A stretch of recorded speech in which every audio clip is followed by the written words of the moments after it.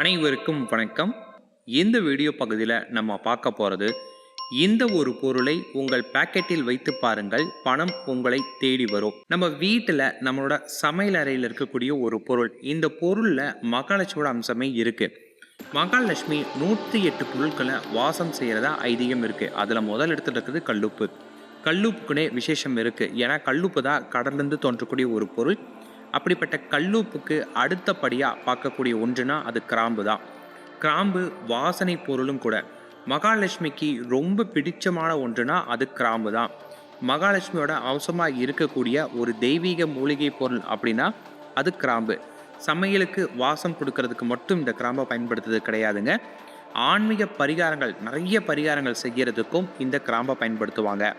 பிரிந்தவங்க ஒன்று சேர்றதுக்கு, செல்வம் பெறதுக்குன்னு நிறையா வழிகளில் இந்த கிராம்பு நமக்கு உதவியாக இருக்கும். மகாலட்சுமியோட அம்சமாக விளங்கக்கூடிய கிராம்பை மாலை போல் நீங்கள் கோர்த்து போட்டு வந்துட்டு இருந்தீங்கன்னா அது மகாலட்சுமிக்கு மட்டும் கிடையாதுங்க, பெருமாளுடைய அருளும் நமக்கு கிடைக்க ஆரம்பிக்கும்.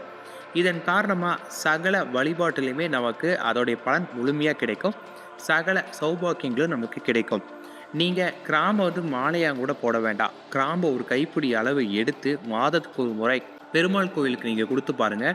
அதுவே உங்களுக்கு பல வழியில் பணம் வரதுக்கு உதவியாக இருக்கும். நீங்கள் பணம் சேமித்து வைக்கணும் அப்படின்னு ரொம்ப நாள் முயற்சி பண்ணியோ அதில் உங்களால் சேமிக்க முடியாமல் இருந்தீங்க அப்படின்னா நீங்கள் பணம் வைக்கக்கூடிய இடத்துல கிராம்பு வச்சு பாருங்கள். இது பணத்தை தேக்கி வைக்கக்கூடிய தன்மையாக இருக்கும். வீண் விரயங்கள் வராமல் தடுக்கக்கூடிய ஒன்றாகவும் பணம் மேலும் மேலும் பெருகிறதுக்கு இந்த கிராம்பு உதவியாக இருக்கும். நம்மளோட பணம் எந்த அளவுக்கு நம்மகிட்ட இல்லைன்னு சொன்னாலுமே அது இறைக்கின்ற கிணறு மாதிரி திரும்ப திரும்ப ஊறக்கூடிய ஒரு பழமொழியை குறிப்பிடக்கூடிய ஒன்று தான் கிராம்பை சொல்லுவாங்க. கிராம்பு இருக்கக்கூடிய இடத்துல நீங்கள் பணத்தை எடுத்தாலும் அது ஊறக்கூடிய கிணறு மாதிரி திரும்ப திரும்ப அந்த கிராம்பு உங்களுக்கு பணத்தை கொடுத்துட்டே இருக்குமே. கிராம்பு நமக்கு சந்தோஷத்தை கொடுக்கும். ஒரு சில கிராம்பை நீங்கள் எடுத்து உங்கள் வீட்டோட மூளையிலேயோ அல்லது கார்லேயோ வச்சுக்கோங்க. இப்படி பண்ணுறனால அங்கே இருக்கக்கூடிய எதிர்மறை ஆற்றல்களை குறைக்க உதவியாக இருக்கும். பல கிராம்புகளை எடுத்து உங்கள் வீட்டோட முன்வாசலில் ஜன்னலுக்கு அடுத்ததாக வச்சுக்கோங்க.